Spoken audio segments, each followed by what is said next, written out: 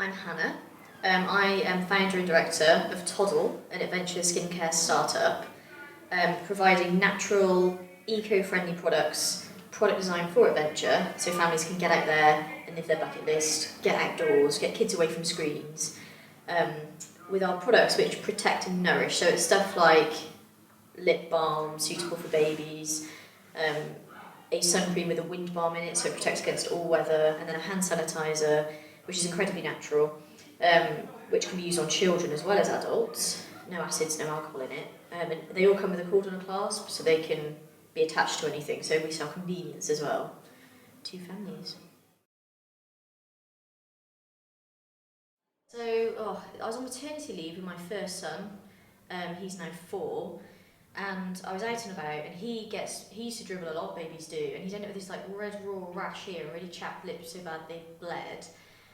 And I tried so much on the market. I tried Vaseline, Carmex, whatever. Um, so many of them on the packaging say aren't suitable for under 3s. There's like all sorts of rubbish in them I would bore you with, and also they didn't work because they were too thick basically. And so a lot of stuff wouldn't go through the dribble, and they still end up red raw, whatever I put sort of over the top of the dribble.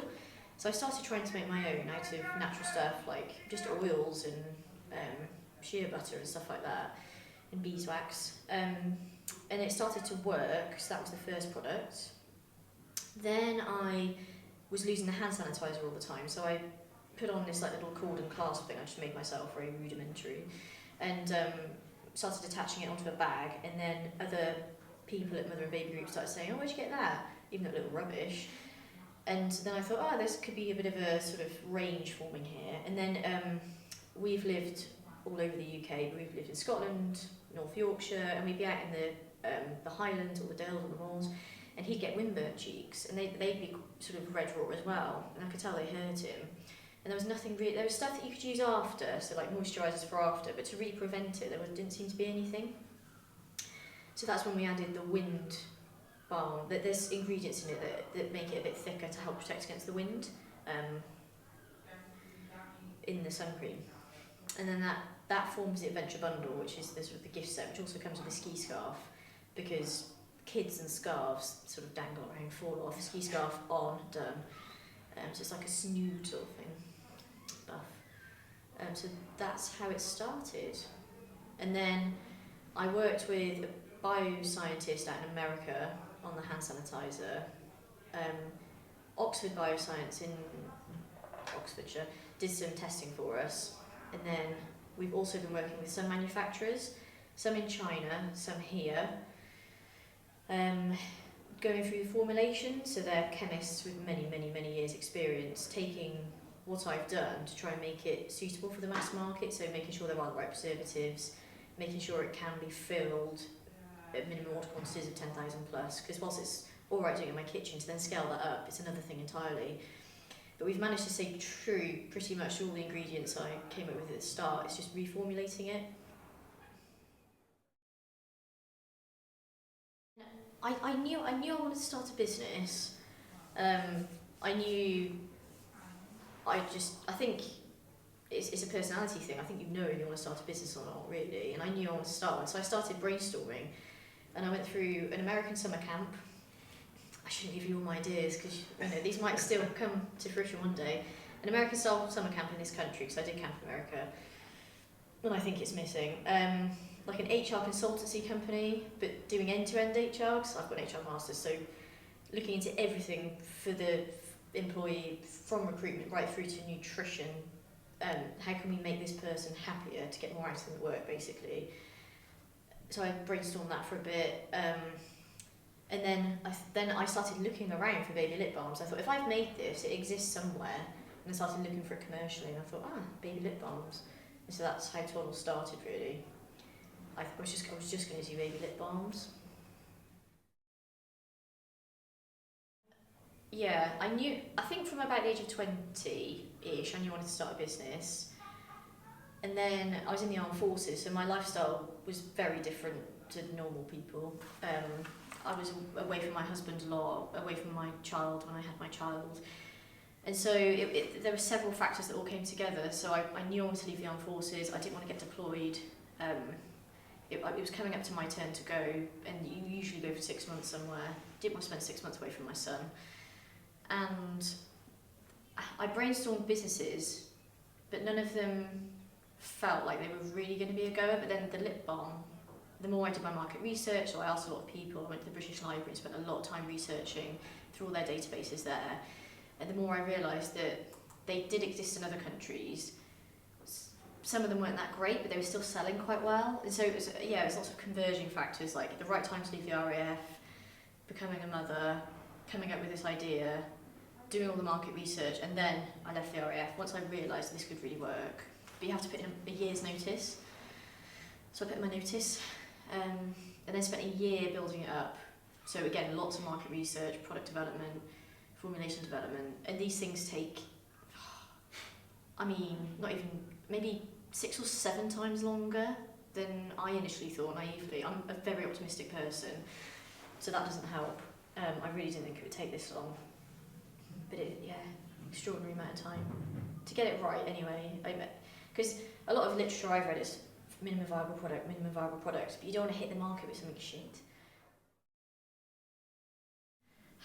Yeah, so, if you read anything about like lean and how to do things in a lean way, which I quite like, because I've learned a lot about that in the armed forces, because there aren't many people left in the armed forces anymore, so it's all about lean.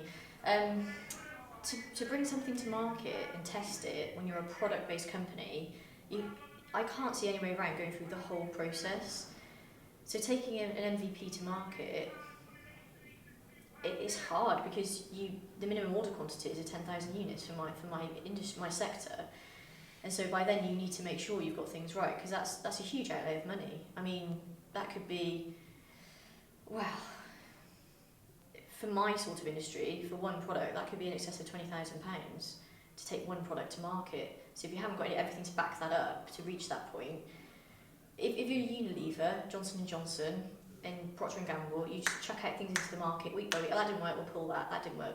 But when you're a very small skincare startup, a lot of skincare startups I've networked with, met, seen through social media, a lot of it is quite cottage industry, and that's how they do their MVP. And some of them choose to scale up, some of them don't.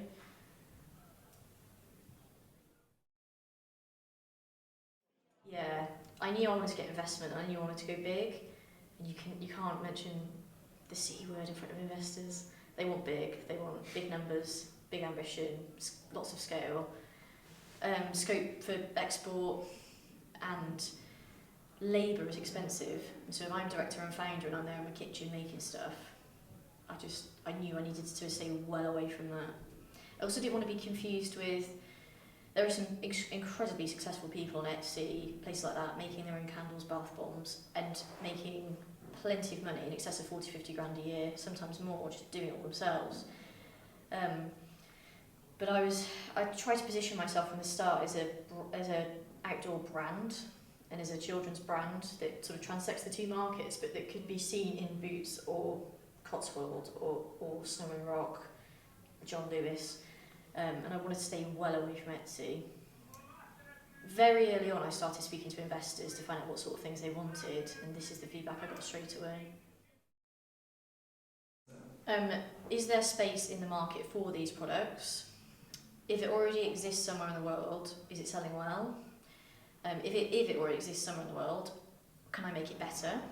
So I used the British Library in London, their business and IP centre, which was fantastic, and in there I got access to all of their databases like Mintel and all their different marketing databases. So you can search sort of new baby products for the last, 15, 20 years I want to say, and you can look at emerging markets, like what baby products are coming out in Brazil last year, and they're so different to the stuff you find here.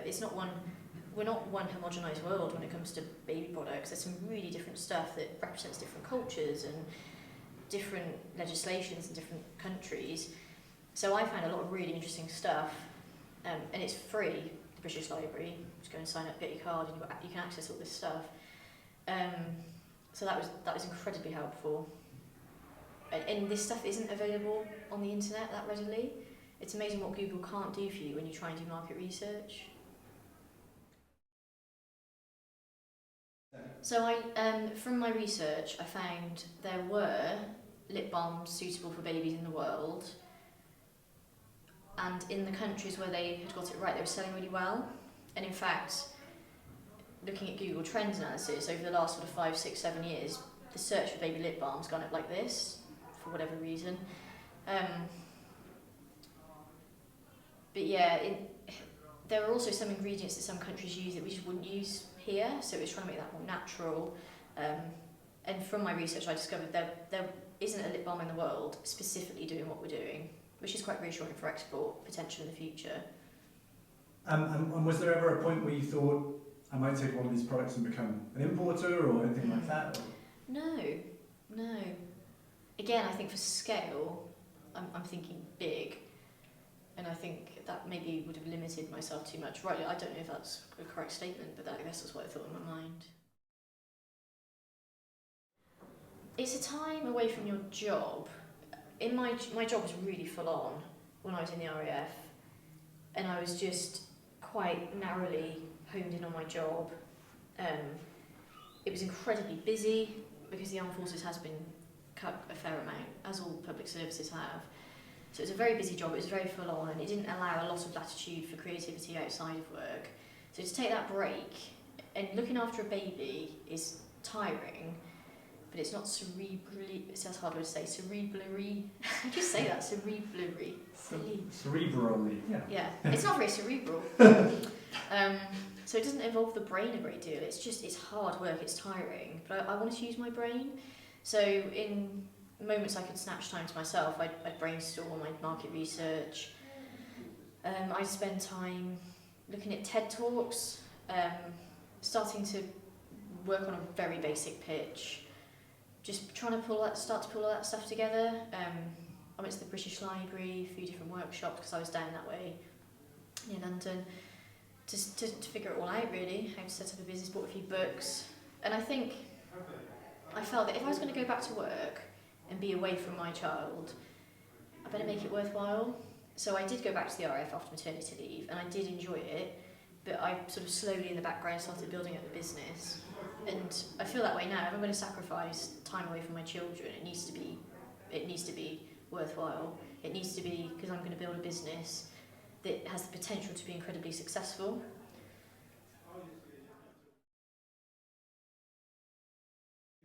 Definitely. I mean, I'm biased, but I think being a service leaver, I think you're far more likely to just keep going with a business, because the first 2 years, but depending on what sort of business you've got, for me, creating a product business, the first 2 years, it's a very, very hard slog with hardly anything to show for it. You've got no idea it's going to work, you've got no money. But I was very used to being given tasks when I was in the RAF of, you've got this huge task to do, Hannah, with no money and no people, go on and do it. And there isn't a culture of saying no, there isn't a culture of, well, we can't do that. Bosses would always say, well, what can you do? And if you had to tell a boss no, you could say no, but you had to come up with sort of 3 other options, or here are the ways forward. And I think you're also taught a lot to think about second and third order effects. So if I make this decision, this is the immediate effect, but then what could happen from that? And I think just having that drummed into me for 9 years, that's been quite helpful in making strategic business decisions. And then as well, you're surrounded by people with that mindset of just don't give up, just get it done. So there isn't, I mean, I can't think of any job I was ever given I couldn't do, or it might not have looked how they wanted it to look, but yeah, that tenacity, that grit to keep going. And I think above anything else, I don't have an MBA, I didn't do business at uni, I've never run businesses in the past, and I do know people that do have business degrees who could tell me all the theory in the world, but if you don't have the grit to get up after a shit day the day before it all went wrong, to just go, no, I know what I'm doing and I'm just going to keep going, you're never going to get on in business. It's just that mentality of to fail and keep going. And they say failure is your sort of latest lesson, isn't it? Your last lesson. And I think that I don't know how it's drummed into us in the military. I guess like you do 9 months training as an officer, I guess through that and through just the culture And business culture is a very sort of intangible thing sometimes, isn't it? But in the business culture, it is just keep going. Yeah. Work-life balance. I mean, I work a lot of hours, and they say you leave a 9 to 5 to work 50 hours when you run your own business. I work a lot of hours, and at some points I haven't had a work-life balance. I've worked sort of 16, 17 hours a day, especially when I did my Kickstarter campaign. But I choose that, so it feels like I have a work-life balance, and it feels like I'm in control. And I think it's an important thing for an employee or someone who runs their own business to feel like they're in control of their own destiny. So if I want to go to a sports day or an activity, or I haven't spent enough time with my husband that week, we want to go for lunch together, I can do it, and I don't have to go to my boss and say, would it be okay? So it feels like I've got a work-life balance because I can control everything. I am not the best at stopping work when I go home, especially because of the fact that so much of what I'm trying to do is through social media, and that's accessible at home, and they do expect you to respond and engage 24/7. So yeah, I think I could do better at work-life balance, probably. I'm not very good at leaving work in the office. I've worked a lot of weekends, which isn't great. And then also my husband, he works really random shifts, so sometimes he'll work weekends. And so the time for us to try and spend time as a family might be a Friday. So then we're all over the shop really. Yeah. And I can only get a work-life balance because of him. He's done a lot of childcare. So my youngest is just 1, and his first year, where he wasn't in nursery, I'd say 70% of the time he was with my husband. He was doing childcare. And we're very lucky because he flies for an airline where in the winter they just don't really need him. So most of November, December he didn't fly, so he was looking after the baby. Yeah. Do you know, it was never, so raising the topic of starting a business with Ed was never, I can't even remember, it can't have been contentious because I can't remember how I brought it up. I'm guessing it was when I was on maternity leave, and I'm guessing it was the baby lip balm thing. Is the first time I said, look, I actually want to leave and start this. But he's always been incredibly supportive. I think he's starting to get a bit frustrated now because I was earning quite good money in the RAF. I now earn nothing. And the business has taken money from us, some of which I'll get back, some of which I just won't. And that's the nature of things. In terms of I'll become a multi-millionaire one day, but I mean director's loans and stuff like that. Some of it I've gifted to the business, which is fairly normal. So I think he's starting to get a bit frustrated, but he totally believes in it, totally believes in me. He's never questioned it. I think for him, the less he knows about it, the better. He just doesn't really want to know. Cool. He just flies an aeroplane, and I've tried to give him business tasks to do before, and he just, no, can't do it, no.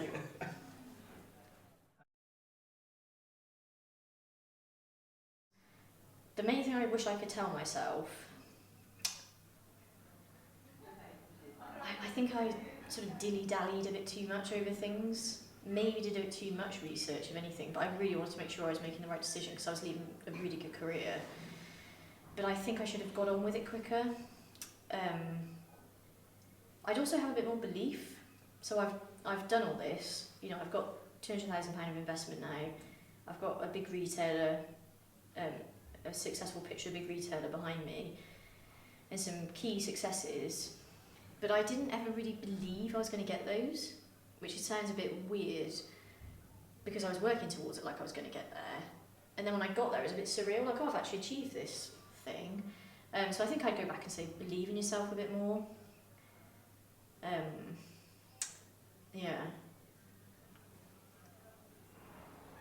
then just I spent too much money and time on product development, for sure.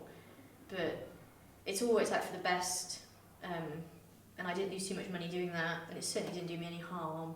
So in terms of, business mistakes, I've made my peace with it. So it's really intimidating when you first start going after investment. It's really hard, especially when you don't physically have a product available and it's all very notional. So these are our future sales figures projected. Here's what we're going to take to market. But then you need their money to create the products at the scale, the minimum order quantities, to take it to market. So it's a real chicken and egg. So you've just got to try and demonstrate as best you can through other means. So have you been in the media? What's your social media engagement like? You're not just followers, but people actually being engaged with the brand. Are they excited about the brand? Have you pitched to any retailers? Have you pitched to anybody? Have you got feedback from those people? They might not have an order, but are they excited about the brand? Do they want to bring you into store? Have you got that verbally from them? Have you got a website? What does that look like? Have you got any staff? Have you received any funding, any grants? Anything where you can demonstrate, I'm doing this, it's good, and other people are interested. Yes, and knowing your product inside and out. So being part of that product development journey. Like, I know all my formulations, I know what the ingredients do. Yeah, but it's difficult. But then I think investors know, good investors know that there's a risk involved, and with hopefully that risk comes a very high return. If they wanted to be safe with their money, they go and put it in a low yield savings account. So you are pushing on an open door with good investors. You do get some investors who maybe just don't have much money, and that's fine, and they're very, very cautious. And I think it's very difficult to persuade them, because I can't sit here and say it's going to make you 3 million in 5 years' time and everyone on this planet's going to buy it. Nobody can say that. Johnson & Johnson get it wrong, Cadbury get it wrong in pill products. So yeah, I think it's very intimidating going after investors, but spend a lot of time on your pitch. It took me honestly about 6 months to put my pitch together with the words to go with it in the right way. And when I first started, my pitch looked awful and got some very harsh feedback, and I felt quite down. And I wondered if I was doing the right thing. But with a few successful pitches and with meeting a few investors and getting some positive feedback, it really turned things around. And then once you've got that first investor, the others start following. So once they see that someone else has committed their money, they think, okay, so it is a bit more of a safe bet. But to get that first investor, it's hard work.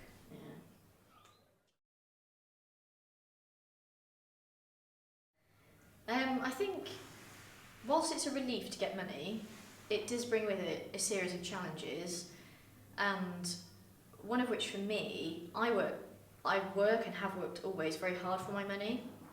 So I've got a great appreciation for the fact that these people have given me this money.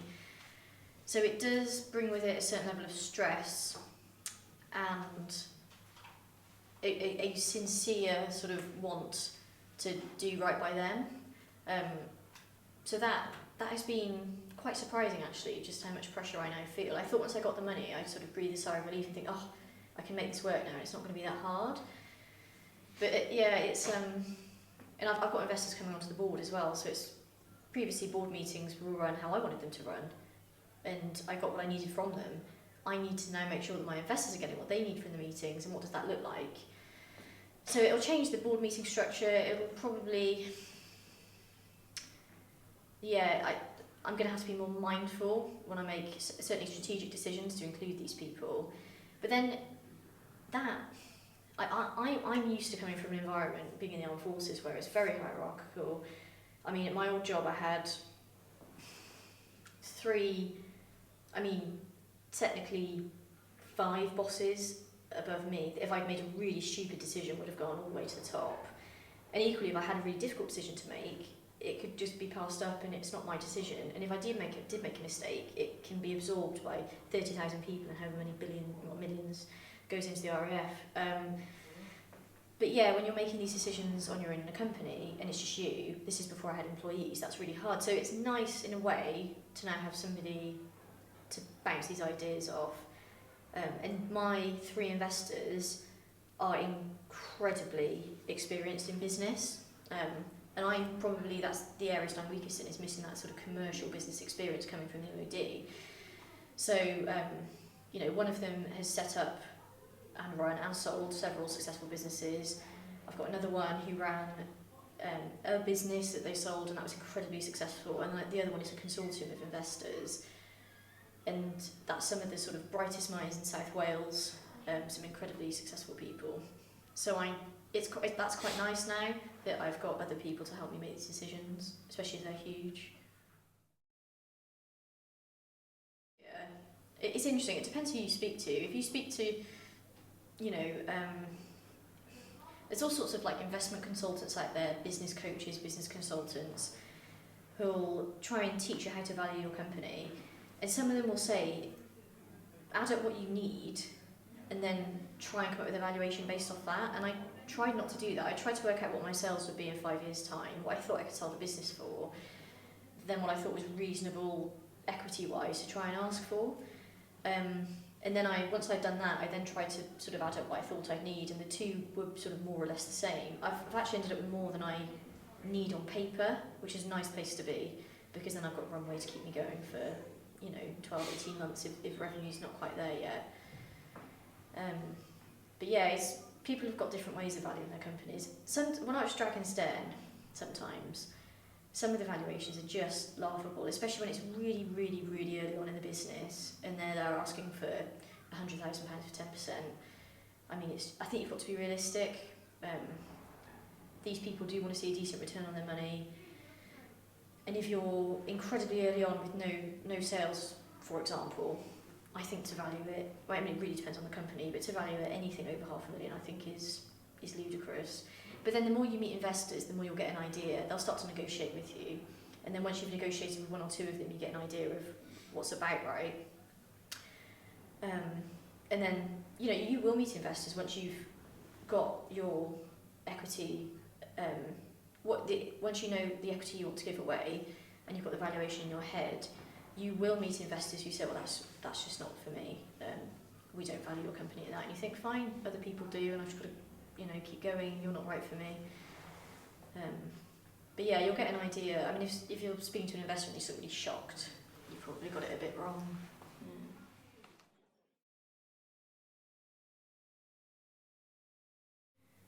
Pitching to retail, it's not, the ones I've pitched to anyway, it hasn't been like pitching to investors. It's not standing up in a room, here I am, here's my presentation. For the ones I've been to, it's all been just chatting to a person behind a desk.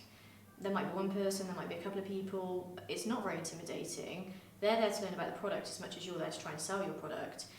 And rather than a hard sell, because I've never done sales, and being in the MOD, it's not commercial, there is no selling, unless you sell. Well, no, there is no selling. So I wasn't used to that, and I thought, I'm going to feel really awkward going in and being, trying to big up my product and tell them how great it is. But through just explaining the product and building rapport with the individual, you sort of naturally sell it, really. And they don't want you to sell. They don't want you to stand up there and give you a load of, hot air. So if you know your product and it's good, it should sell. And they either want it or they don't. And I've been quite fortunate in that every retailer I've met has been interested. And so once you've got that once, you go back a second time, you feel more confident, and so it continues. And then you really know your product, you know what they want, you know the sort of patter that's involved. But yeah, it wasn't as intimidating as I thought it would be, and it wasn't the sell I thought it would need to be, which was a great relief.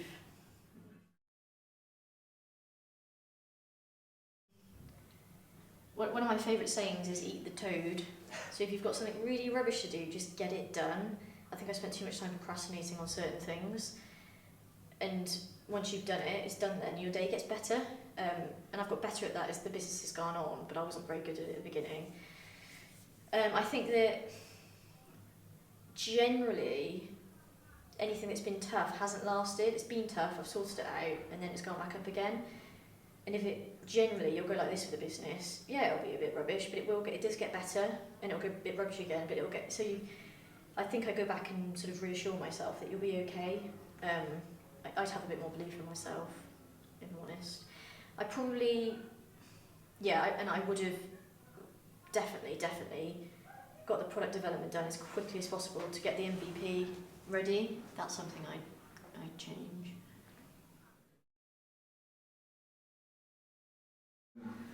So short term is a launch in the summer.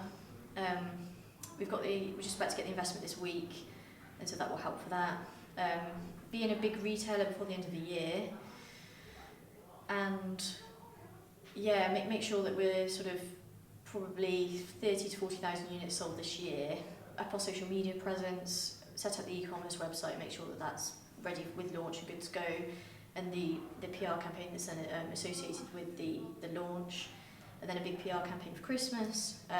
I'd like to export to at least one country this year, back end of this year, so find a reputable distributor, and I'm at the moment thinking France, US.